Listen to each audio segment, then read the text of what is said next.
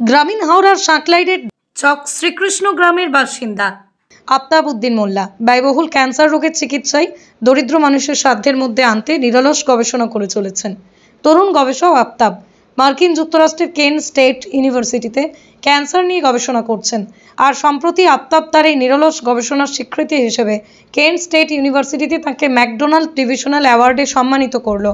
আফতাব ছাড়াও কলকাতার আরেক বাসিন্দা গৌরব আচার্য নামের আরেক গবেষকও এই অ্যাওয়ার্ড পেয়েছেন। এই দুই বাঙালি গবেষকের পুরস্কার প্রাপ্তি দেশের তথা বাংলার গৌরব বৃদ্ধি ঘটিয়েছে। আফতাব উদ্দিন মোল্লা গ্রামীণ হাওড়ার সাঁকরাইলের চক শ্রীকৃষ্ণ গ্রামের সাধারণ মধ্যবিত্ত পরিবারের ছেলে। মেধাবী আফতাব রামকৃষ্ণ মিশন বিদ্যামন্দির থেকে স্নাতক ডিগ্রি অর্জন করে। তারপর আইআইটি পাটনা থেকে স্নাতকোত্তর ডিগ্রি অর্জন করেন আফতাব। বর্তমানে আফতাব ডক্টর সঞ্জয় আবেশের তত্ত্বাবধানে পিএইচডি করছেন। আফতাবের গবেষণার মূল বিষয় হলো আরএনএ প্রোটিন ইন্টারাকশন। এই গবেষণার মাধ্যমে দুস্থ মানুষদের ক্যান্সার চিকিৎসা উদ্ভাবনের চেষ্টা চালানো হচ্ছে। এছাড়া আফতাব নিউরোডিজেনারেটিভ রোগের অজানা কারণ উন্মোচনেও কাজ করছেন। আর এই সাফল্যে তার বাবা বাহাউদ্দিন মোল্লা এবং মা আমিনা বেগম সহ পরিবারের সকলে গ্রামবাসীরা খুবই খুশি। এ প্রসঙ্গেই আফতাবের বাবা বাহাউদ্দিন মোল্লা ঠিক কি বললেন শুনুন। স্কুল লাইফ তো একদম নর্মাল সাধারণ বিদ্যালয়ে পড়েছে এবং প্রাইমারি চক শ্রীকৃষ্ণ প্রাইমারি স্কুলে পড়েছে। তারপরে 11-12 আলামিন মিশন খলিশানিতে ছিল। তারপরে ওখান থেকে আপনার রামকৃষ্ণ মিশন বেলুর মঠে কেমিস্ট্রি অনার্স নিয়ে পড়েছে। ওখান থেকে গেল পাটনা আইআইটিতে এমএসসি করেছে। এমএসসি করার পরে কেন্ট স্টেট ইউনিভার্সিটিতে ও পুরো স্কলারশিপ সহ স্টাইপেন্ড সহ এই কোর্সটা করার সুযোগ পেয়েছে। যেটা যা ব্যয়বহুল ওখানে এডুকেশন সিস্টেম, তাতে ও যদি ওদের আমেরিকান গভর্নমেন্টের যদি স্কলারশিপ না পেত আমার পক্ষে ব্যয় করা সম্ভব হতো না। কতদিন ধরে আপনার ছেলে বর্তমানে আছে? প্রায় 3 বছর। অগাস্ট এলে 3 বছর হবে। ওখানে কি নিয়ে গবেষণা করছে আপনার ছেলে? ও ক্যান্সারের কেমো নিয়ে গবেষণা করছে। আর ক্যান্সার যে কারণে হয়, মূলত ডিএনএ আরএনএর হঠাৎ করে বৃদ্ধি, এর উপরে গবেষণাটা রিসার্চ করছে যে কেন হঠাৎ করে বৃদ্ধি পেয়ে কোনো একটা জায়গা ফুলে যায়, টিউমার হয়, তারপরে স্টেজে ক্যান্সারে যায়, কেন হচ্ছে এটা। তো এই সাফল্যের পর কেমন লাগছে? খুবই ভালো লাগছে। আর এই সাফল্যের 80% কারিগর হচ্ছে ওর মা।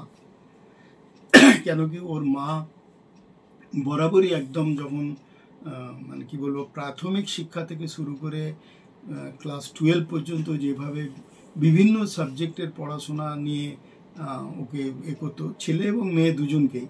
হ্যাঁ, তো দুজনেরই পড়াশোনার যাবতীয় কৃতিত্ব 80% ওর মায়ের।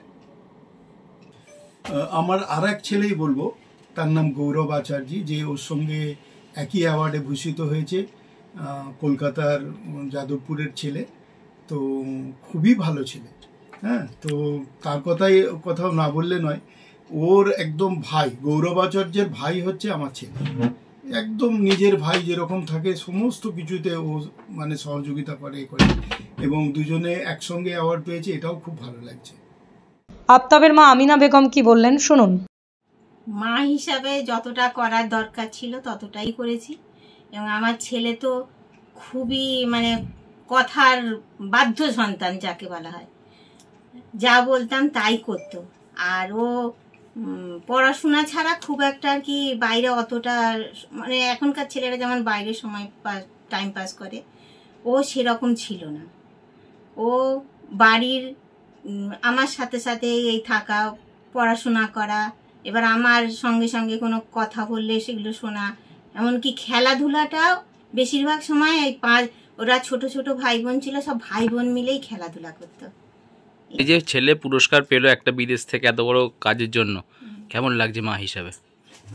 এ তো আল্লাহর কাছে লাখো লাখো কোটি শুকরিয়া, যতই শুকরিয়া আদায় করি না কেন তাই কম।